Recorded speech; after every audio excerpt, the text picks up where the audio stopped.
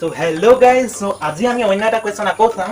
So আজি হৈছে আমি চাম find the number of 0 in 450. So 450 কিমানটা 0 আছে আমি হেতু চাম। So হেতু চাবৰ কাৰণে আমি বেলেগ একো কৰিব নালাগে, আমাক যেটো নাম্বাৰ দিয়া থাকে তাক আমি 5 ৰে ডিভাইড কৰিম। আকৌ যেটো এনসাৰ পাম সেই এনসাৰটো যদি 5 তকৈ সৰু নহয় তেন্তে আকৌ সেই এনসাৰটো 5 ৰে ডিভাইড কৰিম। So তেনেকৈ গৈ থাকিম। So এটা চাম আমি ডিসকাস কৰো।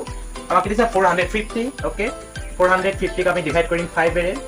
So তেতিয়া পাম 90, ঠিক তেনেদৰে 90 ডিভাইড যদি কৰো 5 ৰে তেতিয়া পাম 80।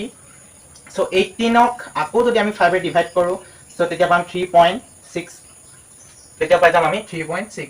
সো আমি পাই গলো কি 90 18 3.6। সো 0.6 টো নধৰো, অনলি 3 টো ধৰিম।